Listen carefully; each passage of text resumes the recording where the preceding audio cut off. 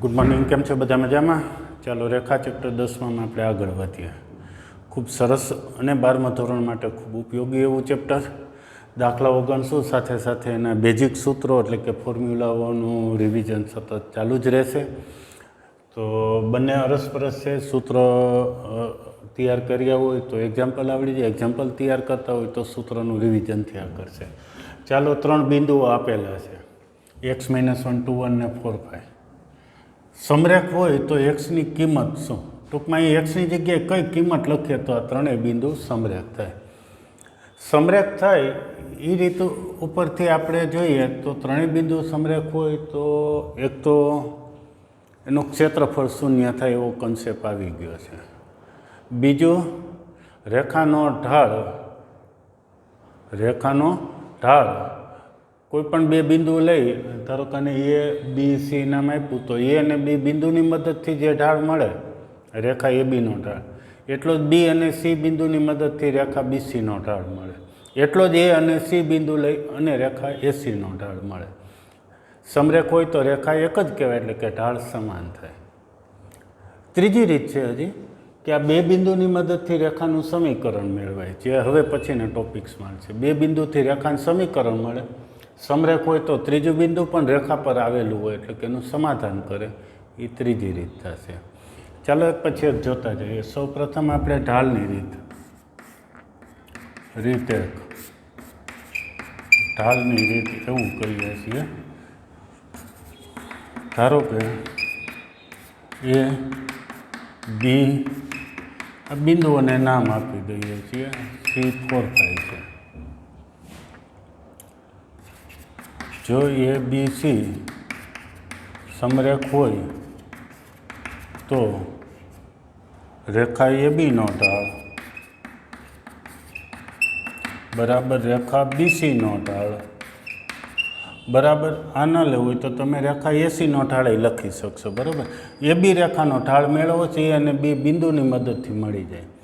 શું સૂત્ર? બે બિંદુ ઉપરથી ઢાળ તો વાયામોનો તફાવત જે ક્રમમાં લઈએ 1 -1, તે જ ક્રમમાં એક્સયામોનો તફાવત 2 - x ઇઝ ઇક્વલ ટુ બીસીનો ઢાળ. એમાં જ 5 - 1 તો છેદમાં 4 - 2. સાદુરૂપ આપીએ તો અહીંયા અંશમાં 2 થશે, 2/2 - x. અહીંયા જોઈએ તો 4 ને છેદમાં 2 એટલે 2 વધશે. ચોકડી ગુણાકાર જેવું લખીએ તો 2 2 ઉડી જાય, 1 બરાબર 2 - x વધે. અહીંયા ગયા આ 2 2 કેન્સલ થયા એટલે અથવા તો આ 2 છેદમાં આવશે, 2 2 કટ થયા, 1 વધ્યા છે. આપણે x મેળવવો છે તો -x આ બાજુ એટલે +x, 1 સામે ગયા તો x બરાબર 1. રીત 2, ત્રિકોણના ક્ષેત્રફળની મદદથી તમે ગણી શકો. થોડું ટૂંકમાં કહી દઈએ.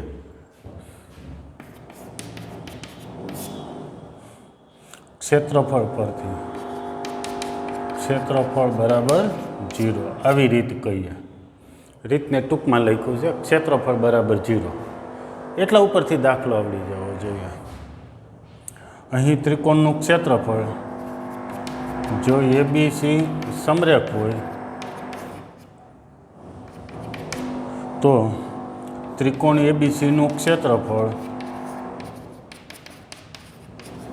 બરાબર 0. ક્ષેત્રફળનું સૂત્ર 1/2 બરાબર 0. આ 2 અહીં સામે ગુણી નાખજો અને અંદરનું સાદુરૂપ આપજો એટલે કે x બરાબર 1 તમને મળી જશે. આટલું કામ તમારા માટે છોડીએ છીએ. બરાબર છે. હવે 9મો એક્ઝામ્પલ સરસ છે. અંતરસૂત્રનો ઉપયોગ કર્યા વગર કીધું છે. અંતરસૂત્રનો ઉપયોગ કર્યા વગર આ 4 બિંદુઓ છે એ સમાંતર બાજુ ચતુષ્કોણ રચે છે એ કહેવાનું છે. સૌ પ્રથમ આપણે બિંદુઓનું નામ આપી દઈએ, કાચી આકૃતિ દોરી નાખીએ. તો ધારીએ છીએ બિંદુને નામ પહેલાંની A, પછી બી, સી અને ડી. જો કે નામ હોય તો તમે ગમે આપી શકો. હું ABCD નામ આપું છું.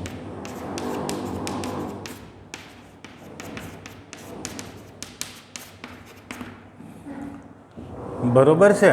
કાચી એક આકૃતિ દોરી નાખીએ, સાવ કાચી આકૃતિ. x અક્ષ, y અક્ષ, ઉગમ બિંદુ. ચાલો આટલું તો આવડે જ છે. પેલું બિંદુ -2 -1 એક્સ આમ -2 અને વાય આમ -1 એટલે એ બિંદુ અહીં આવે છે. પછી 4 0 એક્સ આમ 4 ને વાય આમ 0 એક્સ આમ 4 ક્યાં આવશે અને વાય આમ 0 તો બી બિંદુ અહીંયા આવે છે. સી બિંદુ એક્સ આમ 3 વાય આમ 3 1 2 3 સી બિંદુ અંદાજે એનું સ્થાન પહેલા ચરણમાં આવે છે. ડી બિંદુ -3 -2 એક્સ આમ -3 વાય આમ 2 એટલે અંદાજે ડી બિંદુ ક્યાંક એનું સ્થાન અહીંયા આવે છે. આ એક ચતુષ્કોણ અત્યારે બને છે. એ ચતુષ્કોણ સમાંતર બાજુ ચતુષ્કોણ છે એ આપણે કહેવાનું છે. બરોબર છે. તો ચાલો આટલું કામ આપણે કરી નાખીએ. એક ચતુષ્કોણ સમાંતર બાજુ કેવું છે તો કઈ રીત છે તો બે રીત છે.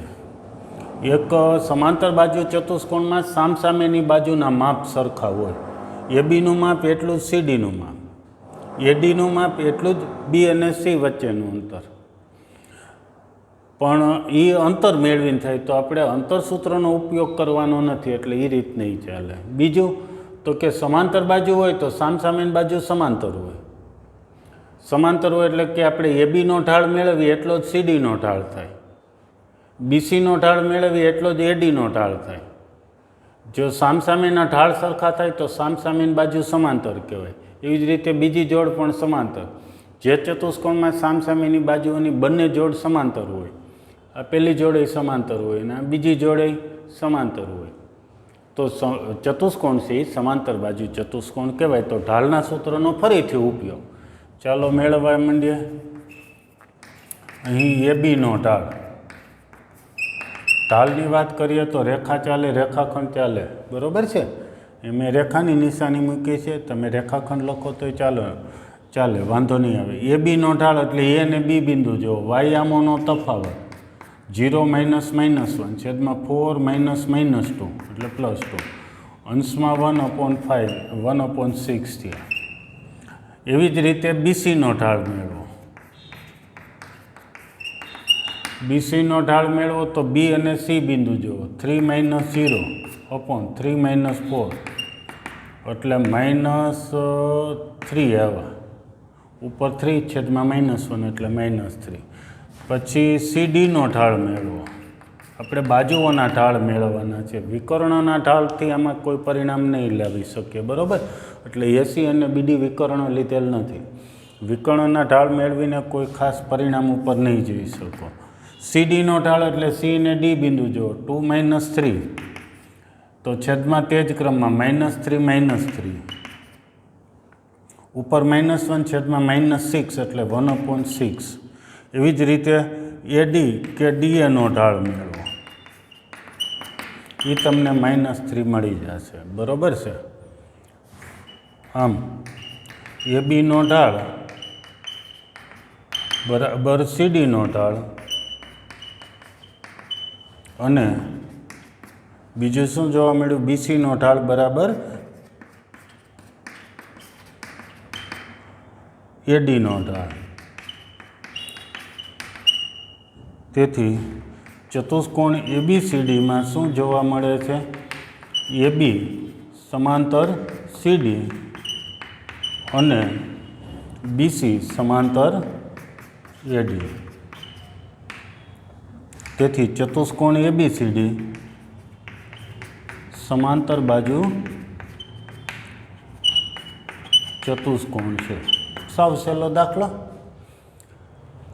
અન્ય રીત એમ કરીને લખજો, રીત 2 તો નહીં, અંતરસૂત્રથી. એટલે તમારે અંતર મેળવવાનું છે. એ અને બી વચ્ચેનું અંતર એ બી બરાબર √માં જે આવે છે -2 -4² +1 -0² એનું સાદુરૂપ. પછી બીસી વચ્ચેનું અંતર શોધો, સીડી વચ્ચેનું અંતર અને એડી વચ્ચેનું અંતર અંતરસૂત્રના ઉપયોગથી. બરાબર છે. એવું હેડિંગ લખી અને એક અન્ય રીત તમારે ગણ નાખવાની. એમાં શું આવશે? સામસામેની બાજુના માપ સરખા આવશે. અહીંયા મેં સમાંતર લખ્યું છે, એને બદલે સમાન આવી જાય. એબીનું માપ બરાબર સીડીનું માપ, બીસીનું માપ બરાબર એડીનું માપ. તેથી ચતુષ્કોણ એબીસીડી સમાંતર બાજુ ચતુષ્કોણ છે. આમ આપેલા શિરોબિંદુવાળો ચતુષ્કોણ સમાંતર બાજુ ચતુષ્કોણ બને છે. ઓકે. ચાલો સ્ક્રીનશોટ લઈ લો, ત્યાર પછી આપણે 10મા એક્ઝામ્પલમાં આગળ વધીએ. બધી રીતો સમજતા જાજો. ચેપ્ટર આપણે સમજવાનું છે, સૂત્રોનું સતત રિવિઝન થતું રહેવું જોઈએ. આ બંને એક્ઝામ્પલમાં સૌથી ઉપયોગી વસ્તુ એવી હોય તો 2 બિંદુની મદદથી ઢાળ મેળવતા શીખવું. તો એ વસ્તુ આપણે ભૂલાવી ન જોઈએ. જ્યારે જ્યારે કોઈ એક્ઝામ્પલ આવતા હોય છે ત્યારે કોઈ ખાસ હેતુ હોય છે એક્ઝામ્પલનો, કે અમુક બેઝિક વસ્તુ, જેમ કે અત્યારે બેઝિક વસ્તુ શીખીએ છીએ.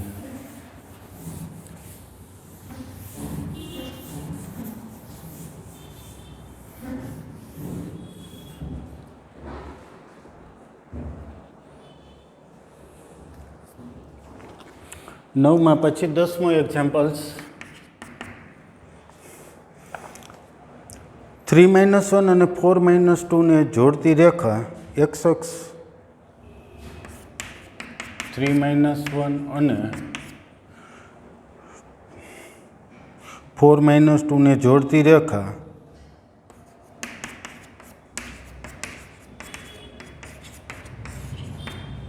અને x અક્ષ વચ્ચેના ખૂણાનું માપ શોધો. અને x અક્ષ વચ્ચેના ખૂણાનું માપ શોધો.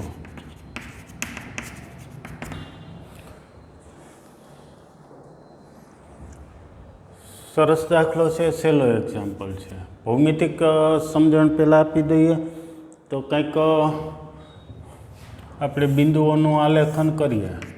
x અક્ષ y અક્ષ ઉગમ બિંદુ આટલું બરાબર છે. 3 - 1 xm 3 ને ym -1 1 2 3 ને -1 પહેલું બિંદુ અહીંયા આવે છે 3 - 1.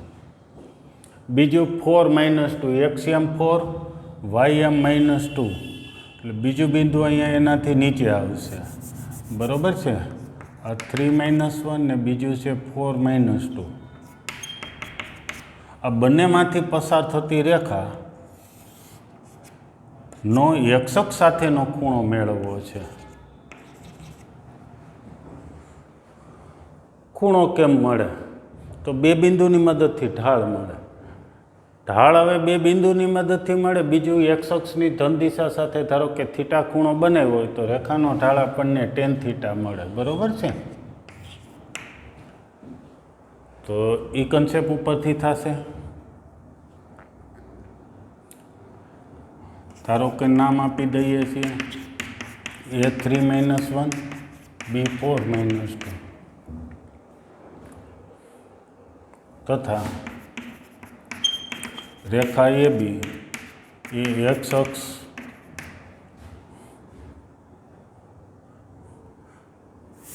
રેખા ABનો ચોક જ સીધું કહી દઈશ. બરાબર. ચોક એટલે x અક્ષની ધન દિશા સાથે વિષમખડી દિશામાં બનાવેલો ખૂણો થીટા છે.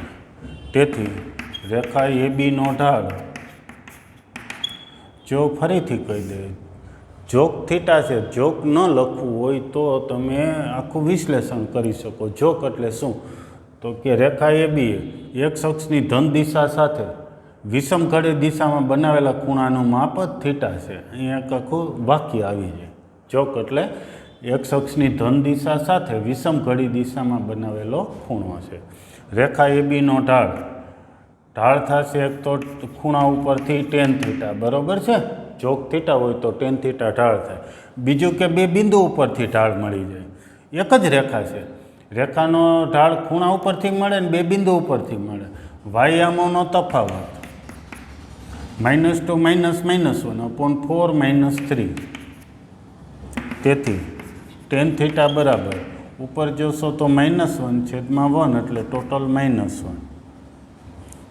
તેથી tan થીટા બરાબર, હવે ઢાળ ઋણ આવ્યો છે એટલે ખૂણો તમારે 180માંથી બાદ કરીને લખવાનો છે. 180 ઋણ હોય એના 180 અને 1 આગળ મૂલ્ય લખાવો. 1 આગળ મૂલ્ય કેટલું થશે? તો કે 45 અંશ ટેનનું. બરાબર છે.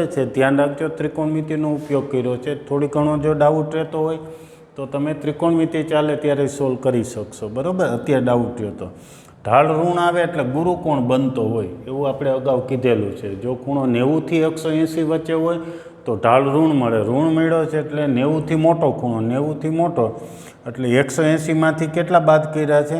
અહીંયા જે મૂલ્ય હોય, ધારો કે 1 છે એટલે √3, 1 છે એટલે 45. ધારો કે આમ આવ્યું હોત તો tan θ બરાબર -√3, તો આપણે થીટા બરાબર શું લખી શકીએ? અથવા તો tan θ બરાબર tan 180 માઇનસ √3 આગળ 60° મૂલ્ય છે. આ માઇનસનું આપણે આ ચરણ લખ્યું છે, 180માંથી બાદ કરીને √3 આગળનો ખૂણો લખ્યો છે, બરાબર છે. √3 મૂલ્ય આગળ ખૂણો 60° થાય. તેથી થીટા બરાબર 180 માઇનસ 45, એટલે થીટા બરાબર કેટલા થશે? 135°, જે ગુરુકોણ છે. તેથી રેખાનો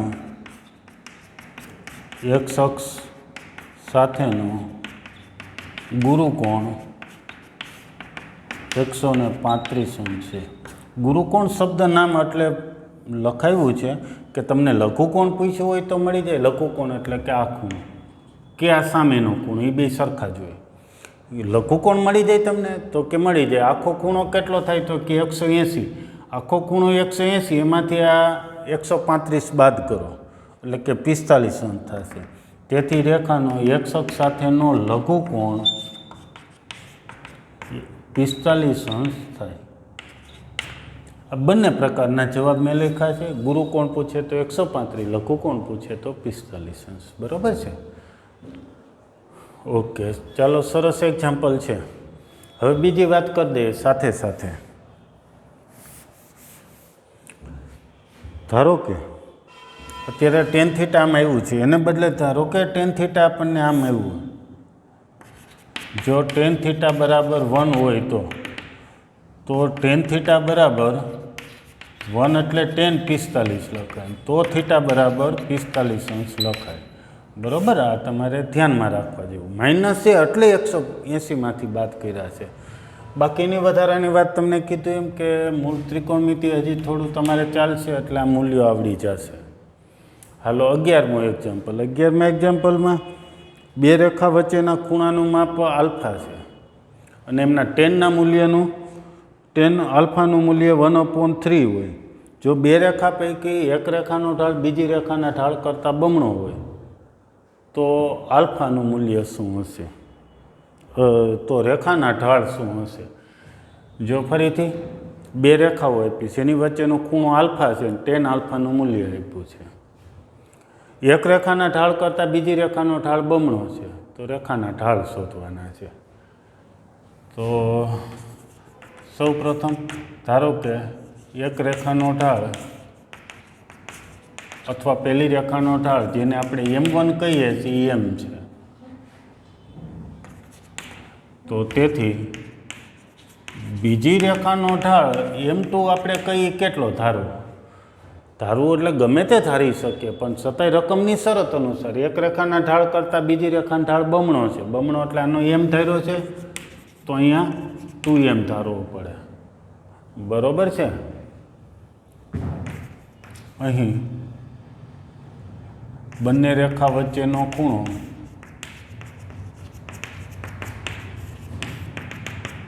આલ્ફા છે તથા tan આલ્ફા = 1/3 આપેલ છે. આટલું આપેલું છે. હવે કયું સૂત્ર કે tan આવતું હોય અને m1 m2 બધું આવતું હોય એની કિંમતોવાળું? તો તેથી એવું એક સૂત્ર છે, tan આલ્ફા બરાબર m1 - m2 / 1 + m1 m2. બે રેખા વચ્ચેનો ખૂણો, સૂત્ર યાદ કરો. બે રેખા વચ્ચેનો ખૂણો રકમમાં આવ્યું છે એટલે એ સૂત્રનો ઉપયોગ કરીએ. આમાં કિંમત મૂકવા માંડીએ તો tan આલ્ફા એટલે 1/3 છે. m1 એટલે આપણે m ધાર્યા છે તો આ 2m થયા, /1 + m × 2m થયા. m1 અને m2 એટલે આલ્ફા m અને 2m મૂકી દીધા આમાં. બરાબર છે? હવે તમે જોઈ શકશો તો આ m વાળું સમીકરણ થયું. એટલે આપણને આમાંથી m મળી શકશે. m એટલે એક રેખાનો ઢાળ મળી જાય. એક રેખાનો ઢાળ મળે તો બીજી રેખાનો ઢાળ તો આવડી જ જશે, કારણ કે એવું રકમમાં કીધું છે એક રેખાના ઢાળ કરતાં બીજી રેખાનો ઢાળ બમણો છે. હા, તમે એક ધ્યાન રાખજો, અહીંયા ફેરફાર કરી નહીં ધારી શકો. આનો 2m ધારશો તો આનો m ધારવાનો છે, એવું પણ લઈ શકો. ચાલો તો અહીંયા અંશમાં થોડુંક સાદુરૂપ આપી તો m - 2m એટલે m થયું. માઇનસ m આવે પણ માનાંકમાં -m એટલે +m, અને 1 + 2m² = 1/3. 1/3 સામે લખ્યા.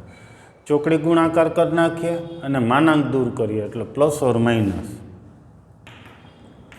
m/1 + 2m² = ±1/3. જ્યારે માનાંક દૂર કરીએ ત્યારે પ્લસ ઓર માઇનસ વિકલ્પ આવે. આ પ્લસ ઓર માઇનસ કાં તો આ તરફ લખો અથવા સામેની એક સાઈડ લખવાનું છે, કાં આ તરફ કાં સામે. હું જનરલી જ્યાં ટૂંકું પદ હશે ત્યાં લખી નાખ્યું છે. એટલે અહીંયા મેં પ્લસ ઓર માઇનસ મોટા પદ પાસે નથી લખ્યું, નાના પદ પાસે પ્લસ ઓર માઇનસ લખ્યું છે. કોઈ પણ એક જગ્યાએ લખો તો ચાલે. ચાલો હવે બે વિકલ્પો આવ્યા, એક પ્લસવાળું ને એક માઇનસવાળું, એટલે કે m/1 + 2m² = 1/3 અથવા m/1 + 2m² = -1/3. આમાંથી આપણે એમ મેળવવા છે. પહેલાં સ્ક્રીનશોટ લઈ લો એટલે આટલું હું ભૂસી નાખું, પછી આગળ ગણીએ.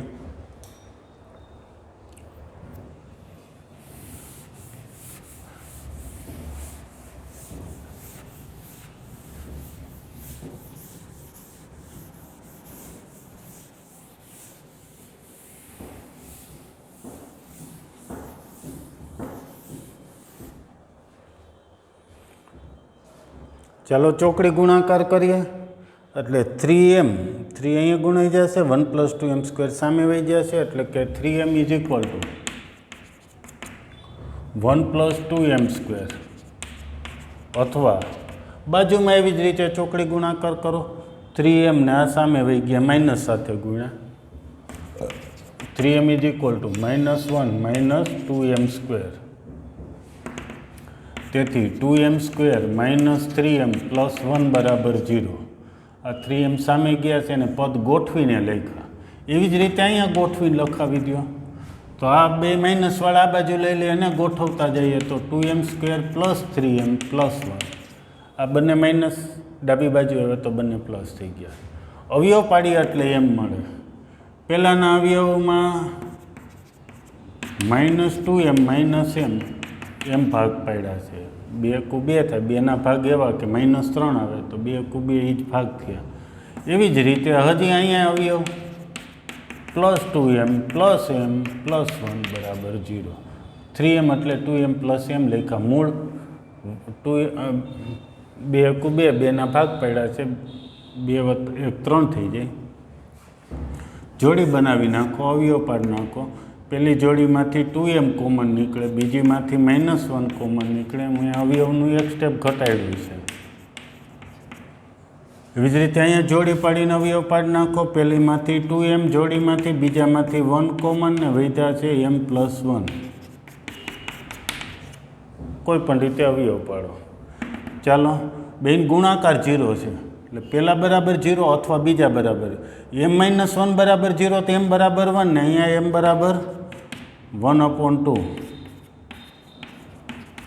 અથવા m = 1 અથવા અહીંથી જો m = -1/2 અથવા m = -1. આટલું થયું. હાલો, આ એમની કિંમતો મળી ગઈ છે. એમ એટલે શું મળ્યું છે? એક રેખાનો ઢાળ મળ્યો તો બીજી રેખાનો ઢાળ એનાથી ડબલ. એટલે હવે જવાબ આપણે એ રીતે લખીએ છીએ. તેથી માગેલ બંને રેખાના ઢાળ m અને 2m છે તે પરથી શું થશે? 1/2 લઈએ એકનો ઢાળ તો બીજાનો એને ડબલ લખવાનો છે તો 1. અથવા હવે અહીંયા પહોંચ્યા, પહેલાં હું એમની કિંમત લખું છું, પછી 2mની. એમની કિંમત અહીંયા મળેલી છે એ લખું છું, પહેલી કિંમત. બરાબર, પહેલી કિંમત આ લખું છું, બીજી એને ડબલ આના ઉપરથી લખું છું તો 1 અને 2. અથવા ચાલો અહીંયા પહોંચ્યા, -1/2 તેની ડબલ, એનો 2 વડે ગુણો એટલે -1 છે જવાબમાં ધ્યાન રાખજો, અથવા -1 લઈએ તો બીજું n ડબલ -2 છે.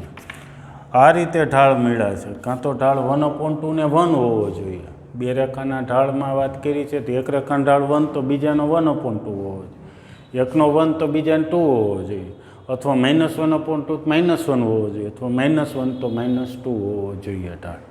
એટલે આ ચારમાંથી કોઈ એક પ્રકારનો ઢાળ હોય ત્યારે આવી રકમમાં કીધી એવી પરિસ્થિતિ બને, એટલે કે tan આલ્ફાનું મૂલ્ય 1/3 થાય ને એક રેખાના ઢાળ કરતાં બીજી રેખાનો ઢાળ ડબલ થાય. સરસ એક્ઝામ્પલ છે.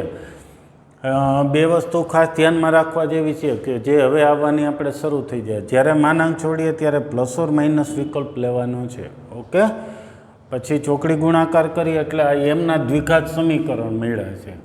આ દ્વિઘાત સમીકરણ છે એટલે એનો ઉકેલ જો અવયવ પડે તો અવયવની રીતે, ને અવયવ ન પડે તો તમારે ડેલ્ટાની રીતે, વિવેચકની રીતે ગણવું પડે, પણ એમ મળી જાય. એમનું દ્વિઘાત સમીકરણ એટલે એમ મળ્યા, એમ મળી ગયા પછી આપણને પહેલી રેખાંઢાળ ને બીજી રેખાંઢાળ આપણે લખી શકીએ. બરાબર, તો સરસ સ્ક્રીનશોટ લઈ લો. ચાલો પછી આગળ વધીએ. એના પછીને હવે દાખલાઓ સાવ સહેલા ટૂંકા છે. એક જ આ સ્વાધ્યાયમાં મોટો એક્ઝામ્પલ હતો.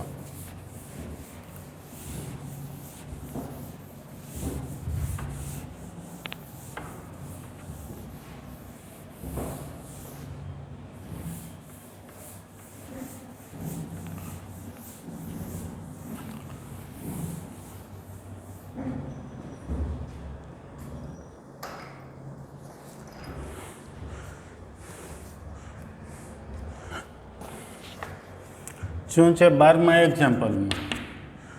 જો એક રેખા x1 y1 HKમાંથી પસાર થાય છે, આ રેખાનો ઢાળ એમ હોય તો સાબિત કરો કે,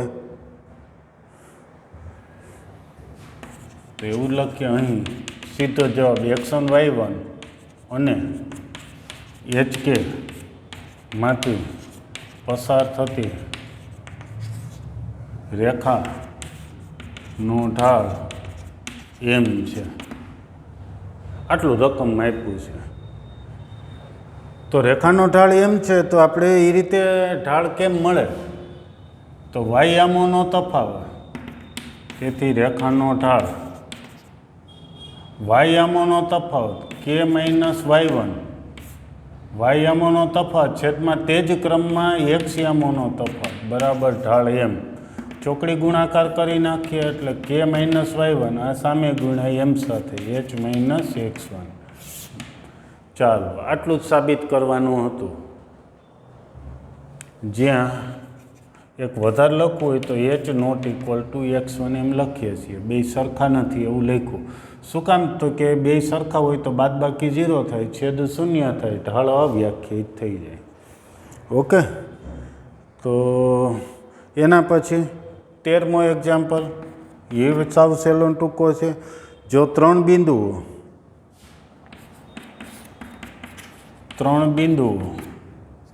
ક્યાં ક્યાં આપ્યા છે? H0, AB અને 0K એક જ રેખા પર હોય, એટલે કે સમરેખ હોય એવું આપેલું છે. એક જ રેખા પર હોય તો સાબિત કરો કે A/H B/K is equal two 1, A/H plus B/K is equal two 1. સાવ સહેલો દાખલો. સમરેખ છે એટલું આપ્યું છે. સમરેખ છે એટલે તમે કેટલી રીતે ગણી શકો? એક તો ઢાળ સરખો થાય, બરોબર છે. ત્રણ બિંદુનું નામ આપી દઈએ ABC, તો ABનો ઢાળ ઇઝ ઇક્વલ ટુ BCનો ઢાળ થાય. બીજું ક્ષેત્રફળ 0 થાય. આ બે રીતો અત્યારે તમારા માટે સાવ સહેલામાં સહેલી, કોઈ પણ રીતે ગણી શકો. સૌ પ્રથમ નામ આપી દઈએ. ધારો કે A પહેલા બિંદુનું નામ આપ્યું, બીજાને B આપ્યું, ત્રીજાને C બિંદુ. આપેલ બિંદુઓ છે. જો ABC સમરેખ હોય તો ABનો ઢાળ બરાબર BCનો ઢાળ. એસીનો ઢાળ પણ તમે લખી શકો, તમને જે ઠીક લાગે એ, બરાબર છે. એબીનો ઢાળ બરાબર બીસીનો ઢાળ બરાબર એસીનો ઢાળ. ખરેખર તો ત્રણેય રેખા જ એકની એક હોય છે, એટલે એમના ઢાળ સમાન થાય. હાલો, એબીનો ઢાળ તો એ અને બી બિંદુ ઉપરથી મળે. વાયયામોનો તફાવત છેદમાં એક્સયામોનો તફાવત, એટલે બી માઇનસ 0 છેદમાં A minus H is equal to એસીનો ઢાળ, એટલે એ અને સી જો. હા, તમે ગણી જોજો, બીસીનો ઢાળ અહીંયા લખીને ગણશો તો પણ જવાબ આવી જશે, બરાબર. મેં એસીનો ઢાળ લખ્યો એટલે એ અને સી બિંદુ જો, કે માઇનસ 0. એસીનો ઢાળ શું કામ લખ્યો એ ઘણા સમજાઈ ગયું છે, કંઈ શૂન્ય વધારે છે એટલે આપણે ગણવો થોડોક સહેલો પડે. 0 માઇનસ એચ. હજી સાદુરૂપ આપીએ તો ઉપર બી છેદમાં એ માઇનસ એચ, ઉપર કે છેદમાં માઇનસ એચ. ચોકડી ગુણાકાર કરી નાખીએ. આ માઇનસને અહીંયા પણ રાખી શકો છો, ક્યાંય પણ બેમાંથી એક જગ્યાએ વચ્ચે પણ લખી શકો. હાલો, B H is equal to આ A minus H A minus K સાથે ગુણ્યા, એટલે માઇનસ એ કે માઇનસ કે એચ અથવા એચ કે. આ માઇનસ એ કે આ તરફ લખીએ એટલે પ્લસ એ કે, અને બી એચ છે, અને માઇનસ માઇનસ પ્લસ કે એચ થાય. કે એચ નોટ ઇક્વલ ટુ 0 હોય તો એના વડે ભાગી નાખીએ. ભાગતા વખતે એક શરત હોય છે કે શૂન્યેતર સંખ્યા વડે સમીકરણ હોય એને ભાગી શકાય, એટલે શૂન્યેતર એચ અને કે શૂન્ય નથી. હવે વધારે વિચારી લઈએ, જો એચ અને કે શૂન્ય હોય તો આ શૂન્ય થઈ જાય, શૂન્ય શૂન્ય એટલે ઉગમ બિંદુ થઈ જાય, આ પણ ઉગમ બિંદુ થઈ જાય. તો ત્રણ બિંદુની શક્યતા રહેતી જ નથી, કારણ કે આ બંને એક જ બિંદુ થઈ જાય. એચ ને કેની જગ્યાએ 0 મૂકીએ તો બંને બિંદુ એક જ થઈ જાય, એટલે એચ અને કે શૂન્ય નથી, એટલે એનો ગુણાકાર શૂન્ય નથી, શૂન્યેતર સંખ્યા વડે ભાગતા. હાલો, આના છેદમાં કે ને એચ મૂકો, કે ઇન્ટુ એચ, તો કે ઉડી ગયા, શું વધે? એ અપોન એચ. આના છેદમાં કે એચ મૂકો તો બી અપોન કે વધે, ને આના છેદમાં કે એચ મૂકો તો 1 વધે. રીત 2 તમારે ગણવાની છે. શું ટૂંકમાં કહીએ તો ક્ષેત્રફળ બરાબર 0. કોનું ક્ષેત્રફળ વધારે લખવું હોય તો ત્રિકોણનું ક્ષેત્રફળ બરાબર 0. આ રીત પ્રમાણે તમે ગણી શકશો. ત્રિકોણના ક્ષેત્રફળનું સૂત્ર અહીં એબીસી સમરેખ હોય તો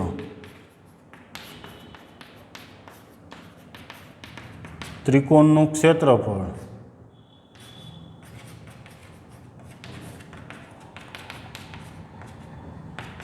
વન અપોન 2 માનાંકવાળું પદ બરાબર 0 લેવાનું. પછી 2 સામે 0 સાથે ગુણાય તો 0 થઈ જાય, અને પછી સાદુરૂપ આપો, પછી આ પદ મળી જશે તમને.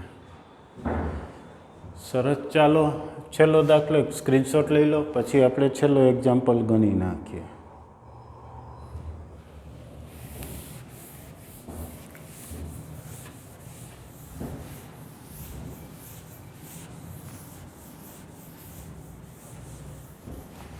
સરસ એક્ઝામ્પલ છે બધા. શું છે 14મા એક્ઝામ્પલમાં? થોડું જે રકમ આપી છે એની આકૃતિ દોરી નાખીએ. રકમ નથી લખતો, આકૃતિ દોરી નાખીએ છીએ. 1985થી એવી રીતે લખેલું છે. એમાં એક એ બિંદુ છે, એ બિંદુ છે 1985 92, 1985 92. પછી એક બી બિંદુ આપેલું છે, એ છે 1995 97.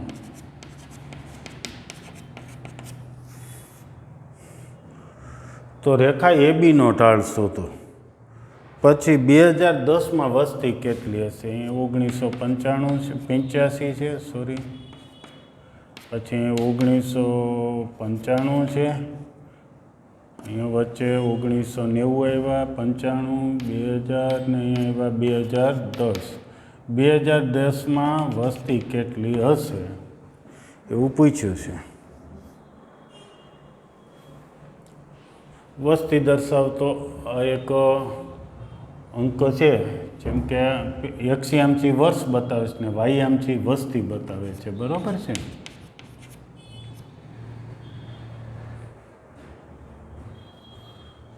તો કંઈ જ વાંધો નહીં. પહેલું તો સાવ સહેલું છે. અહીં એબીનો ઢાળ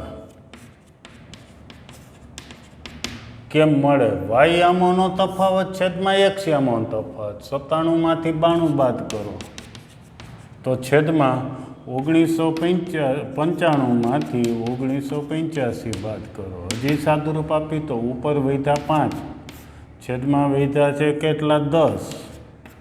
1/2 ઢાળ છે. આટલું તો સાવ સહેલું, બધાને આવડી જાય. હવે ધારીએ છીએ, ધારો કે 2010માં વર્ષ છે, બરાબર?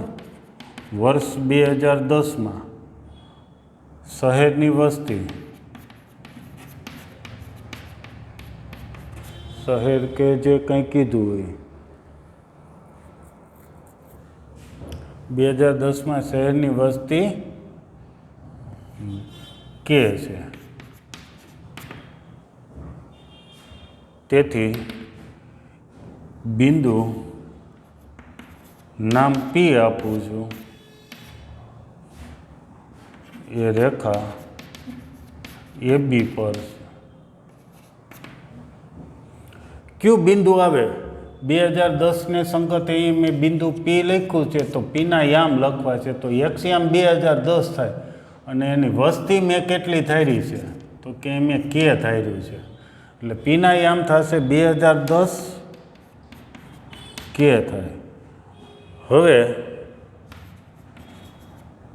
એ બી અને પી સમરેખ થાય. શું કામ સમરેખ? તો પી બિંદુ રેખા પર છે. પી બિંદુ રેખા પર તો ત્રણેય સમરેખ થયા. સમરેખ થયા તો એપીનો ઢાળ બરાબર એબીનો ઢાળ થાય. સિમ્પલ છે. હવે 3 બિંદુઓ ઉપરથી જ થઈ જશે. જે હમણાં એક ગણ્યો તેમ કે એબીનો ઢાળ એટલો જ એપીનો ઢાળ. પીને બદલે સી નામે આપી શકાય. એપીનો ઢાળ લખવો છે. એપીનો ઢાળ એ અને પી બિંદુ જો, એ બિંદુ અહીંયા લખ્યું છે, પી બિંદુ અહીંયા છે. ઢાળ મેળવો વાયામોનો તફાવત. ધારો કે હું આમ લઉં છું કે -92 તો છેદમાં તે જ ક્રમમાં, એટલે કે 2010 - 1985 બરાબર એબીનો ઢાળ. એબીનો ઢાળ એ ને બી બે બિંદુ ઉપરથી મેળવી શકાય. જે આ જ આવશે એટલે કે હું સીધું મેળવેલું છે એટલે લખી નાખું છું 1/2. એપીનો ઢાળ બરાબર એબીનો ઢાળ. તમે એપીનો ઢાળ બરાબર પીબીનો ઢાળે લખી શકો, પણ તો મેં આ ઢાળ મળેલો હતો એટલે અહીંયા સીધો ઉપયોગ કર્યો છે. બોલો હવે આમાંથી આપણને શું મળશે? તો સિમ્પલ છે, કે જ મળી જાય. તો ચાલો કે મેળવવા છે, અહીંયા જ મેળવી લઈએ. ચોકડી ગુણાકાર, આ 2 અહીંયા આવ્યા, અથવા તો અહીંયા છેદનું 2 × કે -92 ઇઝ ઇક્વલ ટુ અહીંયા 1 છે. અહીંયા કેટલા વધશે? 2010માંથી 85 બાદ કરી તો 25 વધશે. આટલું બરાબર. તેથી 2k - 92 184 થાય બરાબર 25. તેથી 2k બરાબર અને તેથી કે બરાબર. કે એ શું છે? તો પાછું આ અંડરલાઇન કર્યું વાંચો. વર્ષ 2010માં શહેરની વસ્તી કે છે, તો એ કે મળ્યું, એ 2010માં વસ્તી મળી જશે. ઓકે, તો સહેલો એક્ઝામ્પલ છે, સાવ સહેલો છે. ઢાળના કોન્સેપ્ટનો આજે વધારે આજના લેક્ચરમાં આપણે 2 બિંદુની મદદથી ઢાળ કેમ મેળવવો એનો સૌથી વધારે ઉપયોગ. તો ફરીથી એક વખત સૂત્ર જો, કોઈ પણ 2 બિંદુ હોય, ઢાળ મેળવવો હોય તો કેમ મળે 2 બિંદુ ઉપરથી? તો વાયામોનો તફાવત, એટલે કે આ બીજો જે હોય છે એ વાયામ કહેવાય. એનો તફાવત એટલે એની બાદબાકી. છેદમાં તે જ ક્રમમાં એક્સયામોની, એક્સયામ એટલે પહેલાં જે અંક છે એની બાદબાકી, એટલે કે એનો તફાવત. એક્સયામોનો તફાવત, વાયામોનો તફાવત છેદમાં તે જ ક્રમમાં એક્સયામોનો તફાવત. બરાબર. આટલું વ્યવસ્થિત મગજમાં ઉતારીને આજના એક્ઝામ્પલ ગણશો એટલે બધા આવડી જશે. ઓકે, ચાલો નેક્સ્ટ લેક્ચરે આપણે આનાથી પછી આગળ વધશું. Thank you.